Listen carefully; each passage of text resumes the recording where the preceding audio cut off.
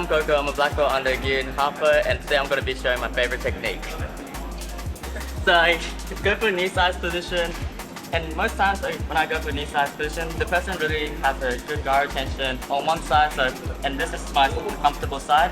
So as they push away, I like to change sides and go to this side. But I'm already preparing when I go to knee side position where I have the inside control so that the person tries to throw it over. As he throws it over, I have this space here to tuck underneath and go to leg drag. And as I go to leg drag, I put my heel in the middle and try to pressure your opponent to take explosive back. Now the bounce.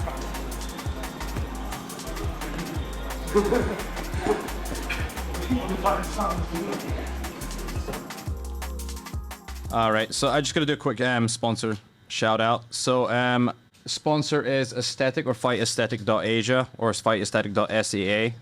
Use code bjjlifestyle and you'll get 10% off all products except from the legacy gi. All right, so I've been lucky enough to be able to meet Coco, who's an AOJ black belt, but I want him to make his own introduction, so I'm just gonna let him say. It's great to have you here, Coco. Okay. Yeah, so just introduce yourself. Okay, thanks for having me first. So I'm Coco. I'm a gi and half a black belt, and I've been training over like about 10 years now, 10, 11 years. But I was born in Japan. I grew up in Australia. But from like age 12 to like 18, I spent like 6 months of my life in California training at AOJ. And I would just do back and forth between California and Australia. Right. Okay. Yeah. So I was actually really interested in that as well. Do you have like a formal Japanese name, by the way, or do you rather not say? Oh, I do. Okay. So like, Coco is my real name. Yeah.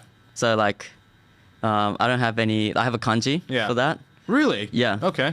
I think it's taiko no ko ni kokoro. Right. Okay. And like what is Coco? I thought it was something like I don't know, like Takashi. No. So my mom liked Coco Chanel. Okay. And then there was also like an Italian soccer player named Coco apparently. Fair enough. That's cool. That's cool. My last name's not Izzy either. Yeah. It's yeah. Izutsu. Izutsu. Yeah. Okay. Fair enough. I was guessing that from the email address that you sent me for the questions. Cool. That's awesome. So so you moved. Did you ever train when you were still living in Japan, or did you start training when you moved to Australia? So in Japan, like I moved to Australia when I was like 6 or 7, and in Japan I was training a lot of wrestling and karate. Oh. And when I moved to Australia, I was looking for karate or wrestling, but there's nothing there. Yeah. So when I moved to Australia, there was only jiu-jitsu. And I was like, fortunate enough, I was in a place where there was a Hickson Gracie black belt. Okay. His name's Jason Robic, and he still runs the academy there, and I go all the time. So I started training there, but I wasn't like doing it like anything seriously because I was just doing it for fun. Like I would play like soccer, rugby, and then maybe jiu-jitsu like once a week or once every 2 weeks. And then I started doing jiu-jitsu more properly like when I went to AOJ. Yeah. Like. So like how old were you when you first went to AOJ? I think I was 12. And what was it like something? How did you find out where AOJ was? Did your parents just say, okay, this gym looks really good, let's just check this place out, or? Yeah, we were like on a holiday, and we were in California, and I was doing a bit of jiu-jitsu, and my dad knew about AOJ. Right. Okay. So we just went down there and we had a look, and I tried a class and I loved it. So I was like, oh, let's just keep coming here. Or do either of your parents train? No. No. Oh, right. But they kind of encourage you to like keep doing what you like, and then basically. My parents love like martial arts. Right. Okay. Like my mom loves wrestling, pro wrestling, just like watching that. Oh wow. Okay. And then my dad loves MMA. Yeah. So that's just so they just decide, okay, we're gonna encourage Coco to get into martial arts, basically. I also think it's like an Asian thing. Yeah, I suppose so. Yeah, I got made to do judo when I was a little bit younger as well. Yeah. Because like, it wasn't my choice to do jiu-jitsu. Yeah. I just got put into it. Right. Okay. Yeah. But like, so where were you based in Japan before you moved to Australia? Where was it? I think it's like Tokyo, but like all over the place in Tokyo. Like I moved like I lived in like Ebisu, Hiro, Shibuya, Right. Roppongi, Huh. like all over the place. So in terms of like finding a like, I mean, I've never ever seen like a wrestling academy or any like I know wrestling is a big thing in Japan. You can just see by their like Olympic records, Yeah. but it's like, how did your mom find or your parents find like a wrestling place for you to go train at? That's like, you must like look really hard to like find a place, no? No, it's pretty. I think there's a lot. Like wrestling is like popular in Japan for kids. Everyone does it. I only ever see judo, and like in terms of media, I only ever see like judo being covered, or it must just be me, yeah. I actually don't know why I got into wrestling either. Yeah. But I got like put into karate first. There's this like famous guy I used to train under. His name's Narashima Ryu. Apparently his dad's like a anime, no manga writer, I think. Oh really? Yeah. So, and then he was like meant to be this dragon, like he was meant to be a legend. Yeah. So I was training there, and then from there, like, I moved to like wrestling. Yep. So you kind of did. From what age did you start wrestling? Like 5, 6, yeah. Damn. You got to start young. I suppose. All right. So so you're traveling in California. You go to AOJ. You seem to enjoy it. So how does it? How do you schedule kind of like normal schooling with training like 6 months at a time back home in Australia and 6 months in like California? How does that work? Oh, it didn't work out well, honestly. No. So like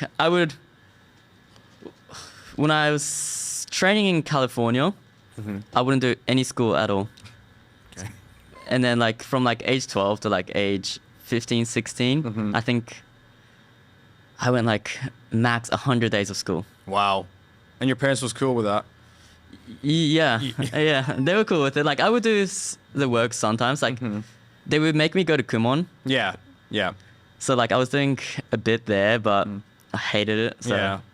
But when I was 17, I dropped out of school. And then I kind of changed to like a international school. Like international school in Japan that does online school. Yeah. And they're like a school just for like people who can't go to school. Like they have extracurricular activities. So I did that for like 1 year and I quickly graduated from that. Yeah. And that was basically fine. Yeah. Okay. So basically, from 12 onwards, you're kind of like just concentrating more on jiu-jitsu then. Yeah, just jiu-jitsu. Yeah. So like, yeah, I mean, in terms of standards for schools, especially for jiu-jitsu schools, like AOJ is like the golden standard. Yeah. Like how was it going through that system from like such a young age? So like this is interesting where when I first went there, all the best kids from the world came to AOJ. Yeah. And like you got kids from like come from Hawaii, like, you know, New York, everywhere. And so like you just had the best kids on the mats. And that was like from age 12 to like 14, 15. So that's when like the AOJ kids team was like winning. I think they're still winning the Pan Kids title, but like the biggest kids tournament. And we were considered like the best kids team. Yeah. That's when you have like, they're still there. Jessica, Zach Khine there. We were all training together. And after like 15, they started doing this program called Believe and Achieve. Yeah. Where they bring like kids from like juveniles from Brazil to compete in the US. And so like I got the taste of like best kids team in that era and also the best juvenile team. Yeah. Where it was like Tynan, Jonathan, and there was so many other guys there. Just like all killers, just like showing up to AOJ first day and just like killing everybody. Yeah. And then now it's like a different era, like which I'm not really a part of AOJ as much now. Like I still compete under them because I got my black belt under them. Yeah. But now that I'm like in Thailand training here, but they have like this new era of like a lot of the new black belts competing. So so you got your black belt at what age was it? What age did I get? I think I got it 20. 20. Yeah. You're 21 now. So was it last year? It was not lot. No, I think I got a 20. No, 19. 19. So it's 2021 then. 2021. Yeah. Oh, that's awesome. End of 2021. Yeah. And then since after that you decided, what was the decision after you got your black belt? You want to like well, you're studying to become a lawyer right now, right? Yeah. Right. Okay. So, did you ever think, okay, I can go this way as a full-time athlete, or am I going to go this way and become a lawyer? I wasn't like never like intending to become a full-time athlete. Yeah. Okay. You just I like was training. training for fun. Yeah. So I think that was like the difference between like me and some of the AOJ guys, where there's a couple of guys who study and train. Yeah. But there's some like that just trains. But like my parents wanted me to study. Yeah. So during COVID, I went back to university. But like I couldn't get straight into university because I graduated high school, but it was like a certificate. Yeah. So I had to go through like the whole, I forgot what program it was called, but like it's kind of like a dropout program. Yeah. Like you get a second chance. Yeah. So I did that. And then after that, I did pretty well. So they were like, you can choose any degrees, which one you want to go into. And at that time, I didn't know what to choose. So I Yeah. just chose law. Yeah. And I did law for like 1 year. And then I was like, I want to compete jiu-jitsu again. I want to do like the world championship. So during COVID, like end of COVID, I went to the US to Right. compete at brown belt worlds. And then after that, I got my black belt. Right. Okay. So you took a gap year just to like compete. No, I didn't take a gap year. Oh, you're like, still studying full. I was studying wow. online. So Right. like the past 2 worlds, I did my exam the night before. So like it was an online exam. So Yeah. I did, and it was like the time difference. My exam started at 9 p.m. and I would finish at 12. Yeah. And I would start cutting weight afterwards that, and then I would compete the next morning.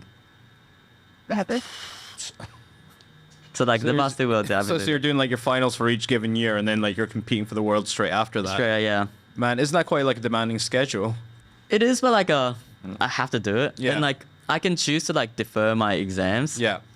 But and then like I'm like, I will miss out on my holidays. Yeah, I had to that's study during true. my holidays, so I was just like, Okay. I'll just do my exams then. And you passed and you competed. Yeah. God damn. That's a man. Don't know what I've been doing in my own life. Jesus. All right, fair enough. Okay, so looks like you've been traveling around in Asia as well right now. Are you actually studying on campus still in Australia? So I'm taking a gap year at the moment. Right. So like, Which year are you in? Sorry. second year. Second year. Yeah. Okay. So I only got 1 more year to go. And so like I'm traveling around Asia now, but last year, like for 6 months, I had a working holiday pass in Singapore. Because like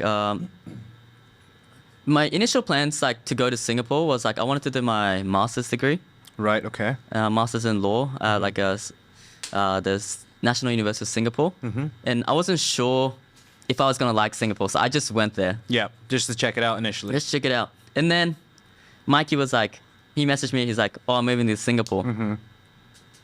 And I was like, "Okay, I'll just move there. I'll just get a working holiday." Yeah. 6 months, like 12 months earlier than my date of finish of like my university. So I was meant to go like after I finished my university, then go to Singapore. Okay. But since Mikey was like, he's gonna be there, and there's not many opportunities to train with him. Yeah. Yeah. In Asia. He goes around quite a lot as well, right? A lot. So Yeah. I was like, okay, let me just train with them for next 6 months. And then like university was still online at that time. So that's why I was able to do like just 6 months in Singapore. Okay. And were you just a full-time student in Singapore, or were you doing a little bit of teaching as well? No, I wasn't teaching at all. No. No. Oh wow. Okay. I was just training. Damn. So you're basically like the main training partner with Mikey, basically. Yeah. So Okay. I used to coach a lot. So I had a jiu-jitsu gym called Little Knowledge. And I was teaching kids and adults. And I was just like doing it like in my apartment. Right. Okay. So like my apartment's like split up into 2, and like one on the side I just put like mats down, and Yeah. like I was teaching kids for like maybe 2 years.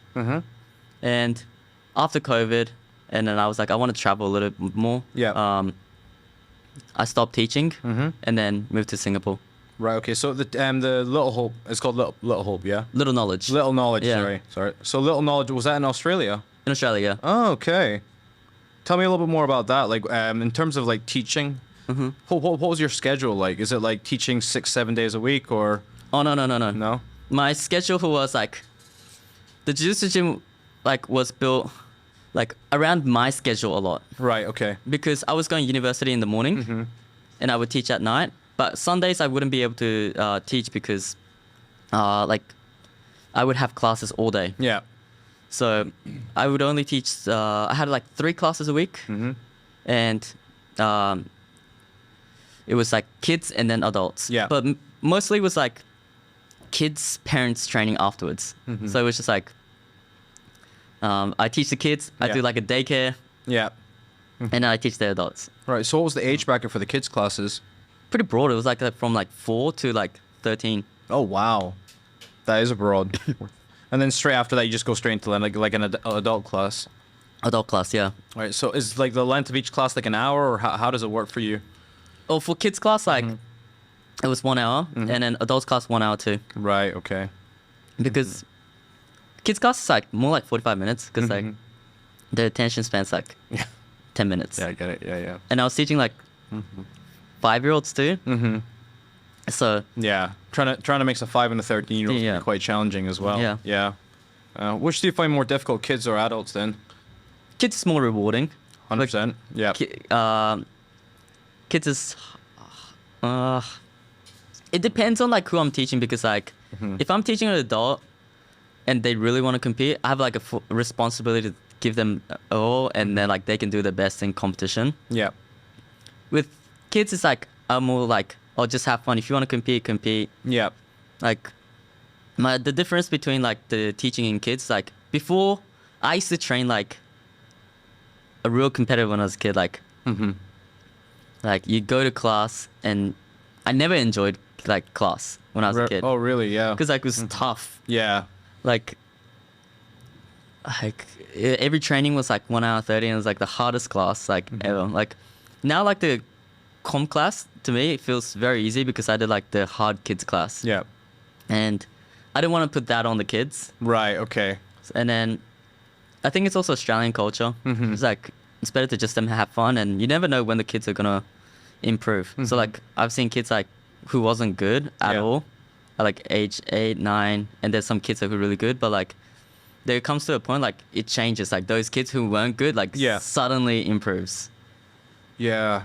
because like they improve. Like sometimes like the parents are always coaching them on the side, and those kids tend to be good like at a younger age, and then, like if they enjoy it, they keep getting good. But sometimes like the kids who don't care and start caring like after age 13, then they get like they suddenly improve. Do you think the ones that suddenly improve when they're lighthearted at a younger age, do you think they tend to have a lot more longevity than the ones that take it seriously at a younger age, or do you think they kind of just kind of bloom into it at different ages basically, or different stages? That's a difficult one because like, so for example, AOJ, AOJ is like a great environment because like everyone's trying to become a competitor there. Yeah. So like you get influenced to train, but in Australia, like there's no like gym like that. So like after you're 13, 14, then the party starts kicking in. Yeah. And then you're like, the kids go, nah, I'm not going to do jiu-jitsu anymore. I'm just going to go to parties at night. Yeah. Do you think there's any other gym that's like similar to AOJ, would you say? Anywhere in the world. It could be Asia, America, China. I haven't been to like any of the other so many big gyms, but I would say AOJ is like special because like you have gi and half a teaching. Like, and there's not many gyms that have like world champions teaching constantly. Yeah. It's almost like it's run by them, but like they're not there. But gi and half is always there at AOJ. Yes. Not to say that they're micromanaging, but they're there hands-on. Hands-on, like coaching the classes. And then also like now, like if you look at all the coaches, they're all world champions. Yeah, that's what I've noticed is, I mean, they don't, like some gyms, like for example, like Atos, they seem to have like affiliates everywhere, right? So for example, like it was initially in the Philippines, for example, it was initially Six Blades or the Hibera Brothers, and then they had an association called DefTag, and they had gyms everywhere in the Philippines, right? And it spread like wildfire. Then all of a sudden Atos comes in, and then they have like a lot of, I have a few Filipino friends, and they start like sprouting like affiliations, like Atos Philippine associations everywhere in Manila, Makati, outside a little bit in Cebu and stuff like that. But why does it seem to sense with AOJ is they don't want to kind of do that. They want to make sure everything is very high quality. So they're I think they're opening up a second branch from what I can see from social media, but they want to make sure that they're hands-on with everything, right? Yeah. I think it's also like it was a stripe issue too. Because I think for IBJF to open affiliation, Yeah. you need like 3 stripes or 4. I'm not too sure, but like because AOJ used to have a lot of affiliations too, but it was under Atos. Yeah, yeah. But And then, then they split. Yeah. yeah. I think it's because like maybe they got enough stripes to open their own affiliation. Right, okay, so to be like an independent gym, you need a 3rd degree in your belt, right? Yeah. Yeah, right, okay, I see. Wow. Or like to be approved under IBJF to like start an affiliation. Yeah. Yeah. But like the second gym's been like in the talks for a long time. But they've been like super particular with like what they want. Yeah. And what location. And they really wanted like to replicate the first one, like having the world champions teach there. Yeah, yeah. And it's not, well, I don't know what the geography of California is, but it's not that far away, right? Like I have no clue about that one. Yeah. I was trying to check the map and it didn't look that far away, so it means that they could go and they could be like managing it as well there. Yeah. I suppose everyone would be really interested, but in terms of having 2 of the lightweight champions of the world teaching you, is there a difference between how Guy teaches and how Hafa teaches, or is there like a major personality difference? Well, they both have different styles of jiu-jitsu. And Guy's more top heavy pressure, where he's so good at the knee slice. Like if he gets the knee slice on you, it's pretty much death. It's like, and he can pass both sides, and he has a really good long step. So he can like grab your collar and the pants, and if he starts passing, it's hard to stop. So he teaches that style a lot. And because Guy was teaching more like after the kids class, so like that's where most of my influence came. Right, okay. And Hafa is more speed style. And I would say like Hafa's, I didn't get to I learned a lot from Hafa, but I learned more from Guy because Guy was like the main coach. Yeah. Yeah. He's the older brother as well, right? Even though he's the later competitor. Yeah. That's interesting. Yeah, no problem. So you lived in, for 6 months you're just training with Mikey the whole time then? Yeah, all the time. Just every day, 6 days a week, 7 days a week, basically? Every day, yeah, 6 days a week, yeah. So how did you first connect? Or was it through AOJ? Through AOJ, so like, I think it was 2015. Mikey would come to AOJ all the time. And he would train, and that's where I met him. And in 2017 or 18, I went to Vegas to go train with him at one of the academies. I forgot the name. It's like Venom Academy, isn't it? Or Venom, yeah. Yeah. I was a purple belt then. Yeah. And I just went to go train with him. I really liked it. And then when he came to Singapore, he messaged me. He's like, oh, moving to Evolve. And I was like, okay, sweet, I'll move too. Yeah. Is he teaching in Evolve? No, he doesn't teach. No, he's just a full-time athlete now, basically. Yep. Yeah, I mean, there's only a small period of time in your life where you can actually do that, I suppose. Yeah. And I think Mikey's like prioritizing training at the moment. Yeah. But he's such a great teacher. Like. Yeah. I mean, just from all the guys training with him right now, they just say every little detail is so precise. Yeah. It's insane. Right, okay. So you just decided to come to Thailand with him just to help him train out for his next match in October, right? Yeah. So most of his fights are in Thailand. So we were like, why don't we just go to Thailand and do the training camp and be acclimated to like the sleep schedule. Yeah. How's the training? Like, I've never been to Singapore, but how did you find living in Singapore for 6 months? Oh, I loved it. Yeah? Yeah, Singapore was so great. Like, really? What do you like about it so much? Well, like, coming from the Gold Coast, Singapore was like a huge city for me. Right, okay. Like, Gold Coast only has like the beach. And like, it's nice and relaxing, but you kind of get bored of it. Right. Bored of it, like, if you grew up there. So, like, when I went to Singapore, it was like this huge city. Everything's different. And training there, like, at Evolve is perfect. Because, like, you got clean showers, you got towel service. So, like, all you have to do is go there and train. And that's it. And everything else is taken care of you, basically. Right. And, like, Singapore's a small country, so you can go everywhere on public transport. So I would just catch the train from my hotel to evolve and Yeah. just train every day, which is perfect. So, Did you get a chance to train anywhere else? I went to Equilibrium too. I went to EQ 2017-18 Yeah. before they moved to a new location. But I've been to Evolve quite a few times before I went last year. Yeah. Because Mendes, Guy and Hafa would teach seminars there all the time. Yeah, with Singapore as well, the way it is, it's kind of similar to Hong Kong in that they can bring like the really high caliber people to teach, and actually for like the competitors or the teachers as well, it can economically make sense for them to like have seminars here. Yeah. Yeah, Thailand's a little bit different because like the economic system's a little bit different over here as well. Yeah. It makes sense if you go down to Phuket and do like a camp, like at the MMA camps, because like you just get this huge transient community of people coming in, just have a whole day or train, or you have the athletes training there. But Bangkok City can be a little bit different. Yeah, because I don't hear too many people doing seminars in Bangkok. There's a per diem that they ask for. If you're in Singapore, it makes sense and you could charge more. But with Thailand, you got to remember like the average salary is completely different to Singapore and Hong Kong. So realistically speaking, you can charge X, but obviously if you're like someone like let's say Hulk Barbosa or Lucas Lepre, they'll ask for X amount, and it's just like there's no way the gyms are gonna be able to afford that basically. You know, so if let's say for example if they go to Singapore for a seminar and they can get the per diem sorted out, if they want to get like an extra little bit of holiday in Thailand that can cover their costs, it does make sense. But in terms of actually gaining a profit for them, it's just not going to make sense for them basically. Yeah. As long as they understand, okay, I'll make my money in Singapore and Hong Kong and Japan, I'll stop up at Thailand, cover costs, and teach a quick seminar. That would make sense for them, and hopefully they'll realize that, because negotiating with them has been hard.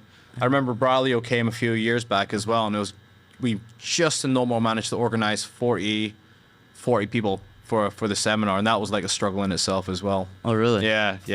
It's just because like most Thais, the average salary is like it's like anywhere between maybe 25,000 to 30,000 baht a month, and then you got to remember as well they got to live outside the city, because most like where we are right now is on Sukhumvit, right?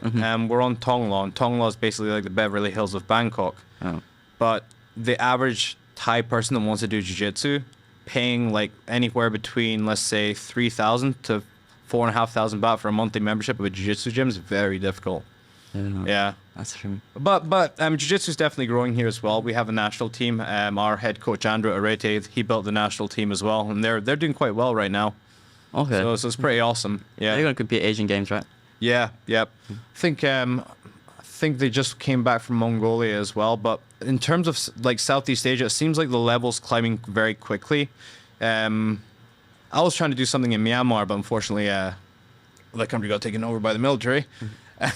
And then Cambodia is just starting as well. But from what I've heard in Cambodia, they're supposed to pay the lasties a certain amount of money, but then the money kind of disappears. Oh. Yeah. Probably should be very careful. I'm not going to be blacklisted going to Cambodia.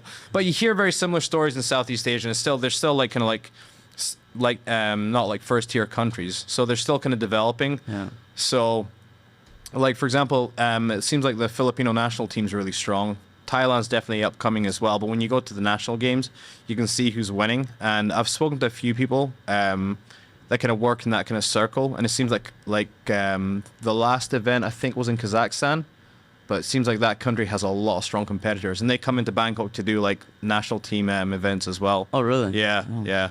I remember this one dude came in. His name was Ramazan, and he had one of those Khabib beards, and he came into class, and he looked really scary. But he was like super nice, very polite, and then he just kind of comes up to me in the middle of the warm up. He goes, "Coach," I'm like, "Yes." And he's like, "Can I go pray?" I was like, "Oh yeah, you're Muslim. Yeah, go ahead. You can go pray." And he's just like right in the gym area, just doing his normal like Muslim prayer, which was pretty cool. But he was like the nicest guy ever. But like you see him on the circuit, and he like in Kazakhstan they compete the whole time. It seems like every other week there's competitions in Kazakhstan. Oh, really? Yeah, it's great. Yeah, seen like the Kazakhstan team compete. I've just seen like because I was training in Singapore. I know like the Singapore national team. Yeah. I know some competitors from Philippines and Cambodia. Yeah. But I didn't know like Because I know the UAE is strong, Mm-hmm. which is, but I didn't know like that Kazakhstan was strong too. Like they were heavily. Well, they have that wrestling culture, right? And I think in terms of like former Soviet countries, like wrestling's a huge culture, so they kind of just adapt their rules to like the kind of Newaza rules. The way it works in the IOC or the national team competitions, you'll have Newaza with their own kind of like jiu-jitsu rules. Then there's fighting, which is kind of like a hybrid of MMA, kind of like MMA jiu-jitsu. So you can score points with strikes. If you get a takedown, you get a red flag, or if you're on the if you're blue, you get a blue flag. If you manage to pin the guy down for more than 20 seconds, you get another flag, and if you get a clean hit, you get another flag. So if you manage to hit all three criterias, 3 in a row, you automatically just win the match. Okay. Or you can win by points if it's kind of like a stalemate basically. And then the last one is the performance one. I think it's just comes from the old Asian culture, the Southeast Asian countries, where you'll do Newaza, you'll do fighting, and then you could do the performance one where you kind of do. Have you been to any Muay Thai shows here? No. Okay, so in the interlude, they do this kind of performance where they're like wearing the traditional like rope around the fist, and they kind of like do like a fighting simulation basically, and it's almost like a dance performance, but it's fighting basically. Okay. So it's like the karate. Yeah, it's like a kata competition basically. Okay. So I think with the national teams you have to do all three, but obviously Nawaz is the one that everyone competes the hardest at, obviously. Yeah. So how are you finding Thailand so far?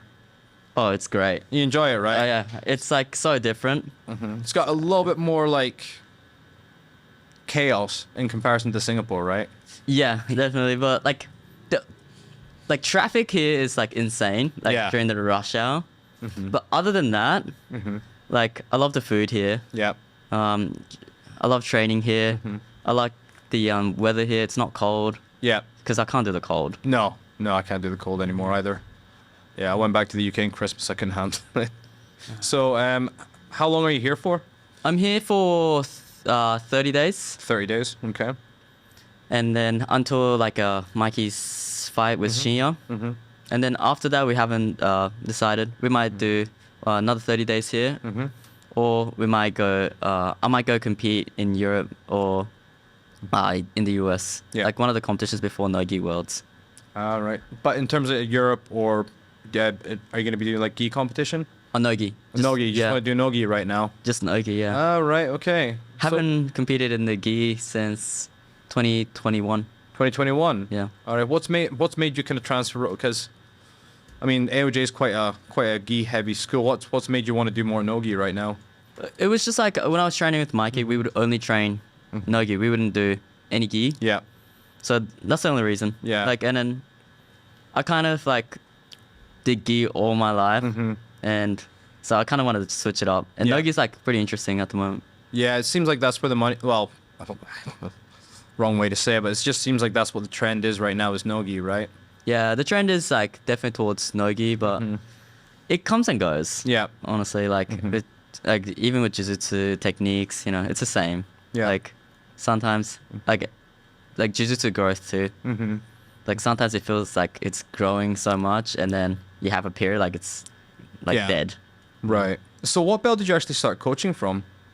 I was teaching privates like in Australia, like since like I was like a kids belt.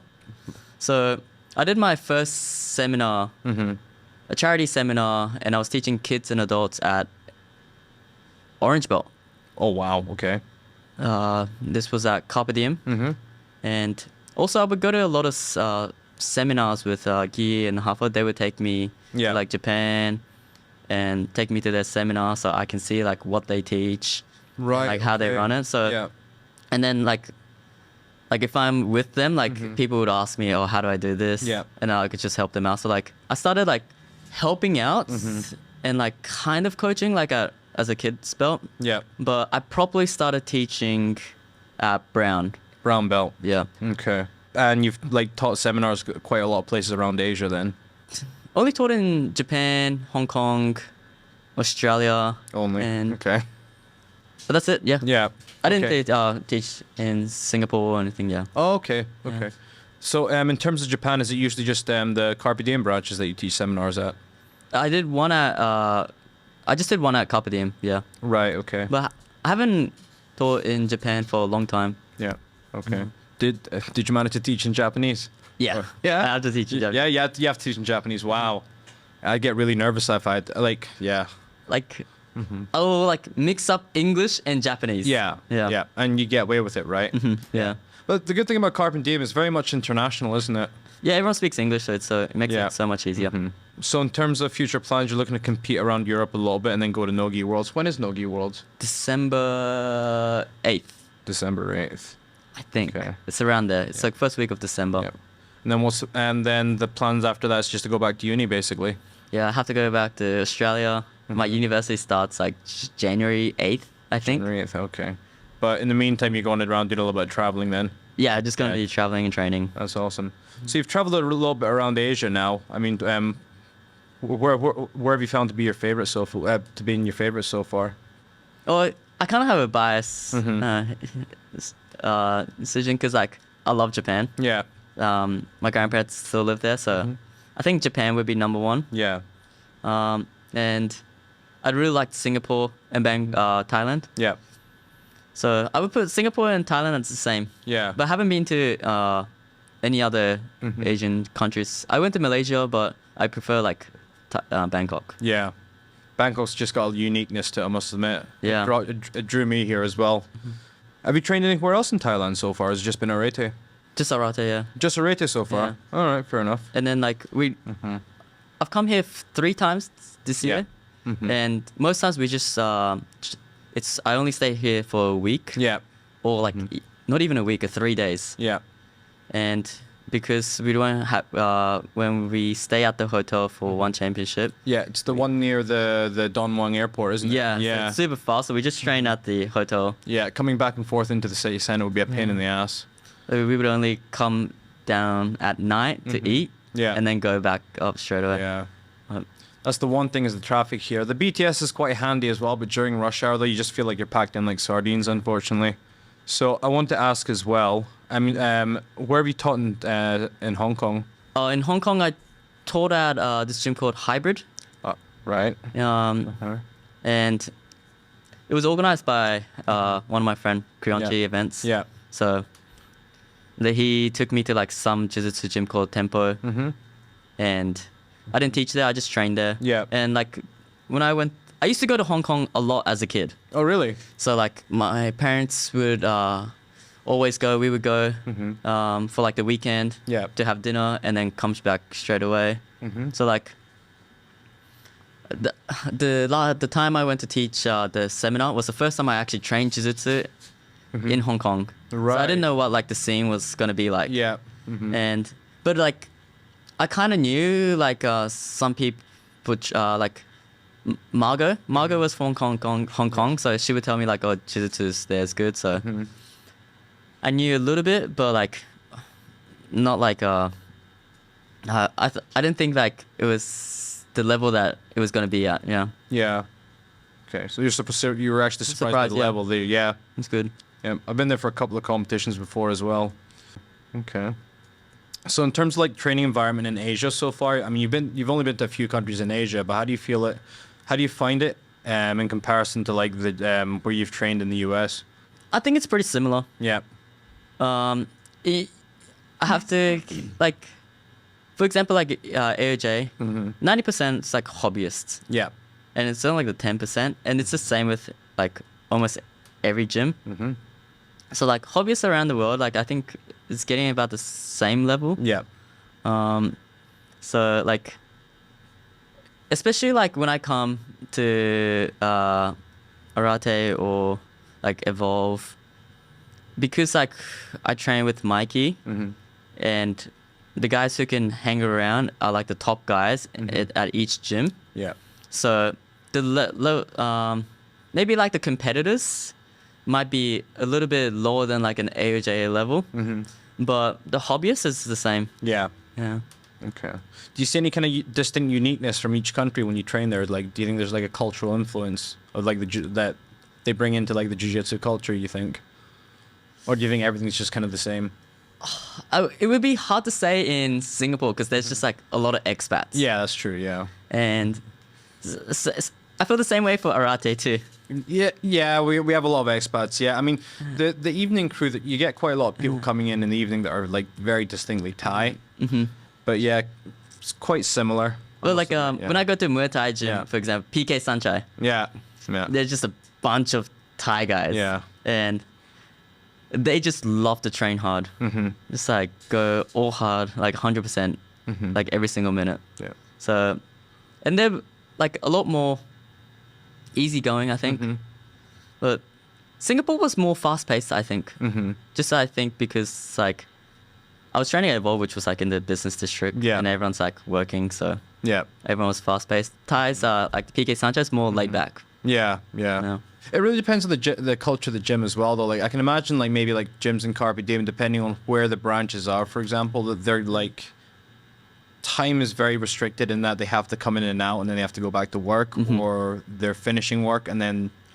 Well, what I found really surprising about the Japanese schedule, especially when you did see the timetables in Tokyo, is the evening classes are so late. Oh yeah. Right, just because it's that Japanese culture thing where you have.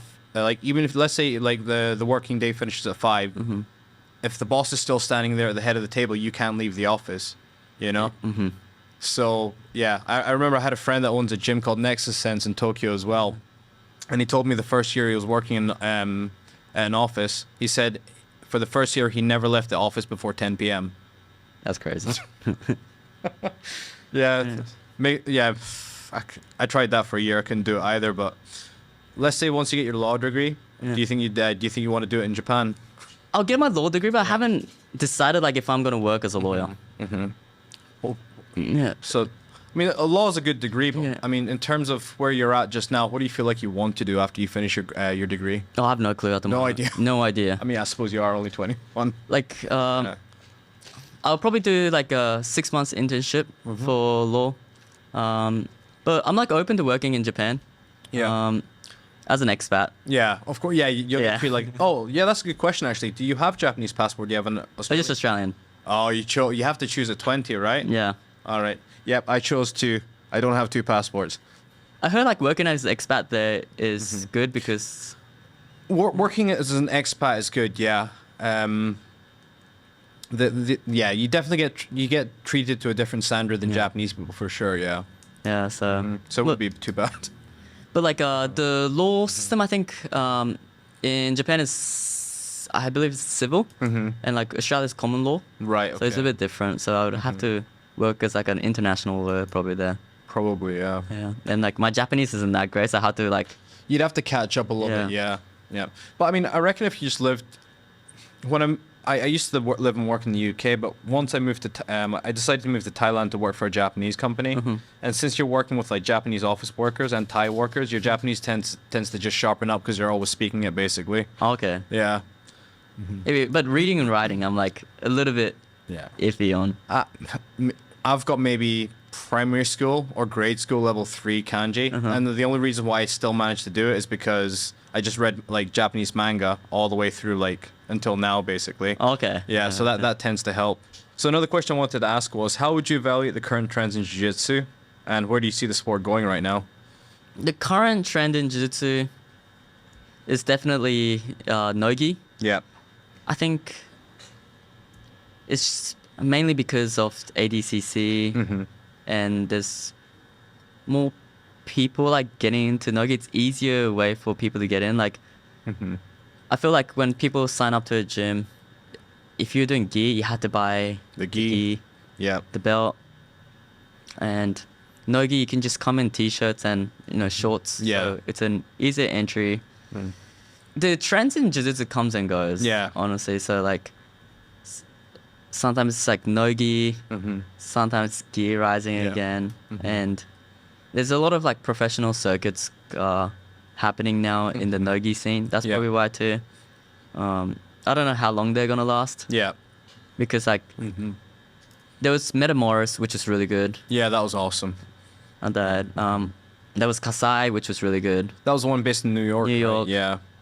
I don't know if they're still going, but probably COVID killed it, to be honest. Yeah. But there's been so many organizations. Like I don't know which one's gonna like stay. I don't know if the word sustainable, but like keep doing Yeah. keep doing those events. Yeah. And like, jiu-jitsu not a entertaining sports to watch. Not really. I mean, nogi's a little bit more exciting to watch, but at the same time, like, yeah, like especially when you look at the IBJJF channel, like I don't know, like do you ever watch jiu-jitsu matches? I do it just to study the positions, but I hate it. It's so annoying. Yeah. So even like one of the top competitors in the world says that. It's like, Yeah, yeah. I mean, would you say that for both gi and nogi as well? yeah, for both gi and nogi. Like, I show my friends jiu-jitsu, and Yeah. I feel embarrassed to show it. I'm like, I just like Yeah. two dudes rolling on the ground, Yeah. and I'm like, It's hard to understand it. Yeah. Yeah. Fair enough. Yeah. It's totally understandable. Yeah, fair enough. Right. Okay. So since I think this is more, right? Since so we've done a few episodes, and then Tak was like, okay, start doing like a little segment that's interesting. So since half hour more, we've been doing this kind of like rapid fire quiz, where I ask you a question and you just answer it off the top of your head. If you want to elaborate, you can elaborate, or if you just want to give one answer, that's completely fine as well. okay, All right. You good? yeah, Yeah. All right. Okay. Texting or talking? talking, Okay. Tea or coffee? tea. Tea. Okay. Sure. Gi or no gi? Right now, nogi. Right now, no gi. This question you can change if you want to. New wave or B team? I'll choose to train a new wave. Yeah. Yeah. And what would the reasoning behind that be? I really like John Danaher's approach Yeah. to how he looks at jiu-jitsu. I think he was like the first one to be able to break it down really Yeah. well. I also like new wave as well. I'm a huge fan of Craig Jones. Yeah. Like, I took a private with Craig before he had the ADCC run. Yeah. Before he blew up. Before he blew Yeah. up, and he's been always so nice. So Yeah. I would go there to New Wave to visit. I know B Team to visit him. Yeah. And then, but to learn, I would probably go on the Choose John New Danaher. Wave. Yeah. Right. New Okay. Wave. So, in terms of instructor, Danaher or Lachlan? I really like Lachlan. Yeah. Lachlan and his wife Livia. Like they've been like letting me come to their gym absolute since I was like a kid's belt, and I took like privates with Livia, Yeah. Lachlan's wife, because she was when I was a kid she was about the same size as me, Right. so I felt like her techniques would work a lot. So I would say Lachlan. Yeah. Okay. Okay. That's Yeah. okay. Okay. Nickname your parents used to call you? Well, my name's kind of a nickname, so Yeah, it's a little bit. Yeah. that's yeah, true. but like they would call me takoyaki. Yeah. Why? Why? Cause like I was a little bit like, because I grew up in Australia and I was Yeah. a bit dark Yeah. from the tan, so like I was like a takoyaki color. like a- Yeah. That's probably why. There's been Yeah. I actually ate takoyaki on Friday when I was watching my mate fight. yeah. That's awesome. Great answer. Okay. Competition walkout or hype up song?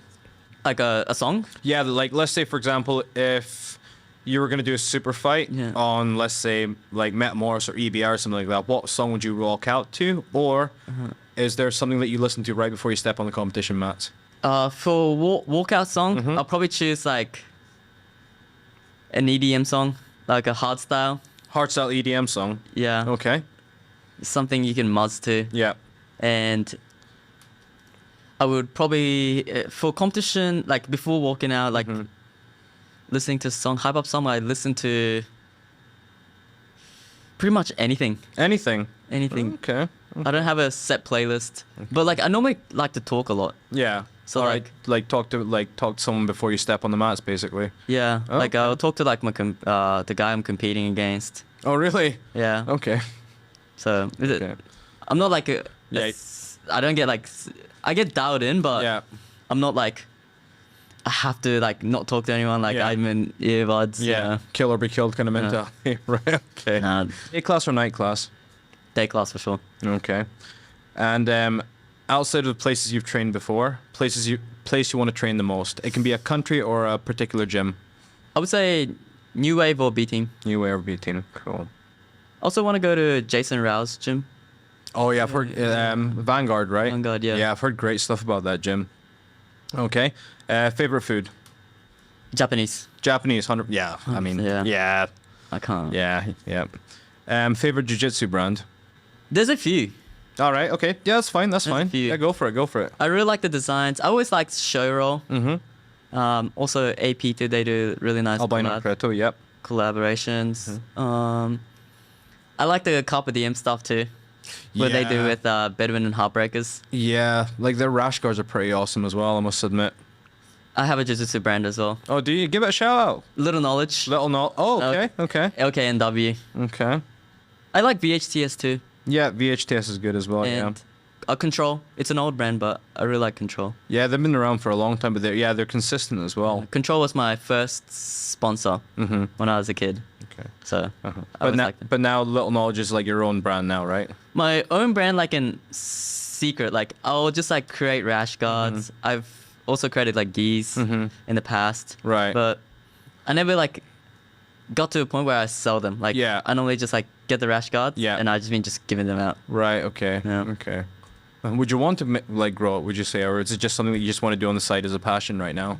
As a passion right now, I don't think like the designs are there yet. Right. Okay. So like I want to keep improving it And like, test it out and get some feedback from people that you give rash guards to. Yeah. That's cool. All right. Favorite submission? armbar. Armbar. Really? Yeah. Armbar. Okay. Why? I would say like I was always a fan of Hafa, Yeah. and Hafa always had the craziest armbars. 100%. Yeah. Can't argue with that. Yeah. Also baseball bat choke. Okay. Yeah. Okay. Yeah. Okay. And the last rapid fire question is, well, it doesn't have to be a rapid answer, but what does black belt mean to you? It's just like after I got it, I would like before I got it, I was like, oh, I really want it. Like, Yeah. it means everything to me. But after I got it, I was like, it was meant to happen because I always wanted to compete at black belt. Yeah. So I was gonna get the black belt, and so a black belt means it kind of means just like a certificate to compete at black belt Yeah. to me. For some people, it might mean more, but for Yeah. me, it's like But for now, for right now, for you, it means that you get to compete at that level. I compete at that level. Yeah. Okay. What means more to me is probably like getting it from Gi and Hafa. Yeah. Like that recognition that like I'm a black belt Yeah. From them especially. from them, especially not necessarily the black belt. Yeah. Yeah. That's pretty awesome. Yeah. Okay. So, what are the immediate future plans right now? Immediate future plans. So Nogi Worlds in December, and straight after that, I have to go back to university, finish my degree. This is your last year coming up, right? Yeah, last year coming Right, up. okay. And then after that, it's maybe lawyer up for a little bit and do an internship for 6 months. Yeah. Yeah. In Australia, you have to do this course called the GLDP. It's before you get admitted, you have to do like a 6-month program to become a lawyer Right. Okay. after your degree. So I got to do it. You can do that at a university, like online, or you can do it at like a law firm. So I am choosing to do it at a law firm. Yeah. So like I can get like a hands-on practice. Yeah, like real life experience. Yeah. So so these are kind of like requisites that you have to do to get to that point. So after the internship, what would you like to do in terms of personal goals and what you think you should be doing? What I should be. What do you think you should be doing after the 6-month internship, and what would you like to be doing at the same time?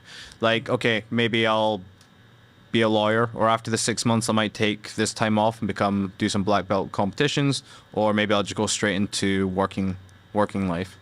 I think I'll do maybe a bit in work as a lawyer, and then maybe after a few years I might get my master's degree. Yeah. Awesome. And also because I can't, my parents like had their own business, so I think there's a big influence there. So instead of like working, I probably want to start my own business. Start your own business as well. May I ask what your parents do? My parents? Yeah. My dad had a company which flowed to the Tokyo stock market. Okay. And then, but I actually don't know what he really did. Yeah. Because he retired before I was born. Oh, really? Oh, wow. Okay. That's pretty cool. Okay. And in terms of like starting your own business, what would you like to do you think? Something in... Well, like in the 6 months I was working in Singapore as a work on a working holiday pass, I was doing a lot of crypto work. Right. Okay. And then I was like heavily involved in that. So I'm still really interested in it. So I probably want to jump into that area. Yeah. And I have a mentor. Okay. Like right there. So Okay. Crypto mentor. The mentor. So I want to jump in that area or something to do with martial arts. Yeah. That's awesome. All right. And my last question is, who would you like to thank? I like to thank. There's a lot of people. First, like I want to thank Mikey. Yep. Because he helps me a lot, and like he takes me like everywhere. Like I would have never imagined. Like even Thailand. Yeah. Living in Singapore to train. So like he takes me to all the one championship events with him. So like that's an experience like Yeah. you can never get. So I'm so grateful for that. So I'm so thankful for him, and he's like the best coach. Yeah. Like he teaches me every single day, trains me every day. And also Guy and Hafa, because I train with them like from age 12 to like 18. And they also took me everywhere too, like with seminars. Yeah. Then they didn't have to, so they would take me to seminars, show me how it's done, how they would compete. Like I would watch them compete, I would get a big influence on them. And to my first coach in Australia, Jason Robig, he has Access, and it's called Access. Is it like an Australian Access branch? Australian Access, yeah. Oh, okay, okay. He's the first one like that really got me into jiu-jitsu. Right, okay. And That's awesome. other than that, Parents? oh yeah, parents, yeah, too. I always forget that one. Yeah. Yeah. No, yeah, definitely parents. Okay. And is there any sponsors, anybody that you'd like to thank? I have no sponsors. No sponsors? Oh, okay. No problem. All right. Yeah. Yep. I think, that's it for the interview. Okay, sweet. Thank you. Thank you.